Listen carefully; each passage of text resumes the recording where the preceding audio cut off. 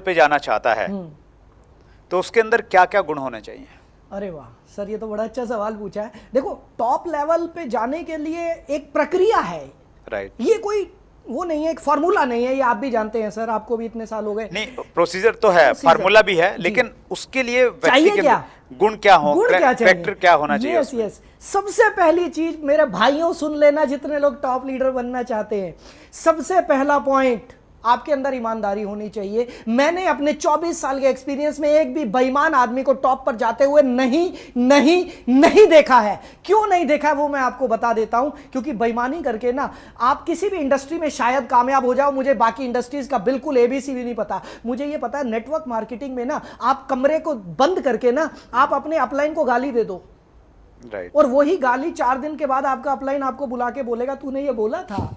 Sir, ये network marketing है, यहां पर ईमानदारी बड़ी जरूरी है। Right. Point number 1 honesty, point number 2 egoless. एक आदमी जब नेटवर्क मार्केटिंग में आता कहता सर मुझे सिखा दो, मुझे कामयाब होना है। जब वो थोड़ा सा लाख रुपए का चेक पहुंचा, वो कहता हाँ भाई ये क्या हाल है, ऐसे ये भी तो मेरे भाई 1 लाख का चेक नेटवर्क मार्केटिंग में कुछ नहीं है, 1 करोड़ का चेक नेटवर्क मार्केटिंग में कुछ नहीं है। भारत में 10 करोड़ 20 करोड़ 100 करोड़ के भी चेक बनने वाले हैं। और मेरे सर एक बड़े अच्छे अजीज मित्र थे, आर दहिया जी, राम रतन दहिया जी, स्वर्गीय राम रतन दहिया जी, बहादुरगढ़ से। मैंने 2020 में ऊपर वाले के आशीर्वाद से वो मेरी टीम में थे और उनसे मैंने बहुत सीखा। और वो एक बात बोलते थे, the biggest millionaire has not yet joint. लिख लेना इस बात को, the biggest millionaire has not yet joint. जो इस इंडस्ट्री का सबसे बड़ा करोड़पति होगा उसने अभी तक ज्वाइन भी नहीं किया है। हो सकता है वो आप हो सकता है वो आपकी टीम में कोई हो।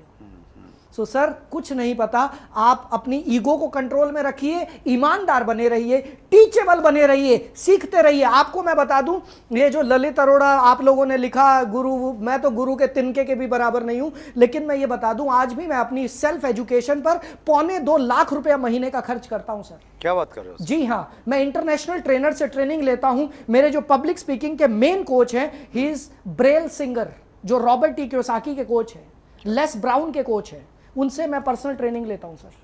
मैं आज भी 2.25 लाख रुपए अपनी एजुकेशन पर हर महीने खर्च करता हूं। मुझे पता है इससे बड़ी कोई इन्वेस्टमेंट ही नहीं है।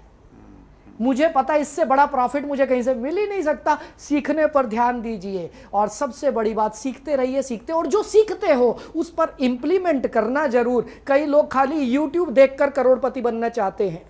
भाई यूट्यूब से एजुकेशन ले लो, पर उस पर काम तो करना पड़ेगा मेरे यार, फील्ड में तो जाना पड़ेगा, प्लान तो करने पड़ेंगे, फॉलोअप तो करने पड़ेंगे, ट्रेनिंग तो करनी पड़ेगी। सो ये 4 चीजें कर लोगे ना, काम हो जाएगा। That's great. मैं इसको रिपीट करूं, सबसे पहले ऑनेस्टी, ईमानदारी, ट्रांसपेरेंसी पूरी तरह से रहनी चाहिए।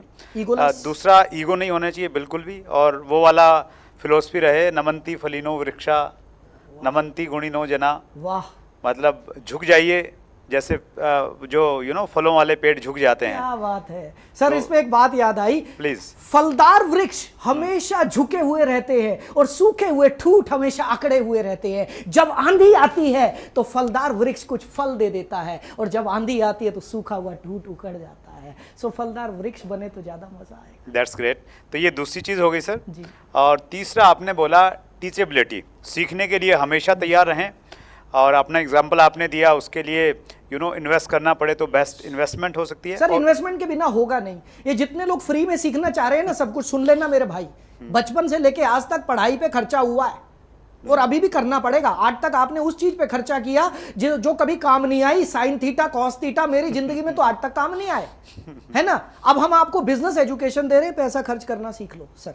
That's great. और चौथी चीज बताई आपने, जो सीखा है उसको इम्प्लीमेंट करना, अपने व्यवहार में, अपने काम में लेके आना। Yes, that's great, wonderful sir.